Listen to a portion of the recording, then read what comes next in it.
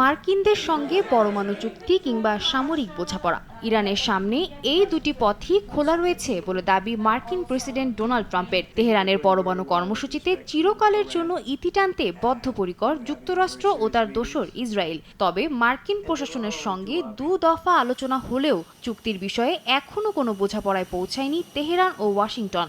এবার তৃতীয়বারের মতো আলোচনায় বসতে যাচ্ছে দেশ দুটি। শনিবার ওমানের পররাষ্ট্রমন্ত্রী বদর আল বুসাইদির মধ্যস্থতায় হতে চলেছে এই পরোক্ষ বৈঠক। এর মধ্যেই মাসকাটে পৌঁছেছেন ইরানের পররাষ্ট্রমন্ত্রী আব্বাস আরাকচি ও কূটনীতিকদের একটি দল।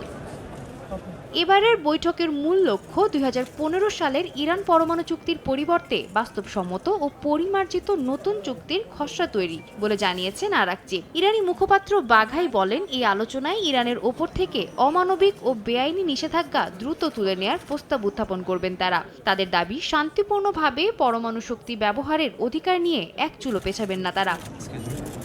বিশ্লেষকদের মতে ইরান এমন এক পর্যায়ে রয়েছে যেখানে তাদের ইউরেনিয়াম মজুদের মাত্রা অস্ত্র সক্ষমতার কাছাকাছি পৌঁছে গেছে। এই অবস্থায় চুক্তি না হলে সামরিক সংঘর্ষের সম্ভাবনা উড়িয়ে দিচ্ছে না ট্রাম্প প্রশাসনও।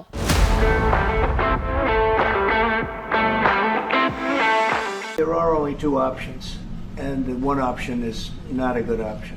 আমি মনে করি ইরান বিষয়ে আমরা বেশ কিছুটা এগিয়েছি। তাদের কাছে শুধুমাত্র দুটি বিকল্প আছে, যার মধ্যে একটি মোটেও শুভ নয়। তবে যদি চুক্তি সফল হয় তবে অনেকগুলো প্রাণ বেঁচে যাবে, এটা আমি নিশ্চিত করতে পারি।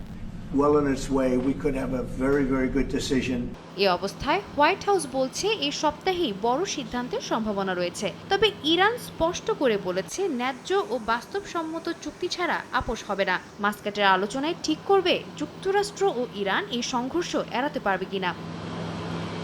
সাদিয়া তাসনিম, সময় সংবাদ।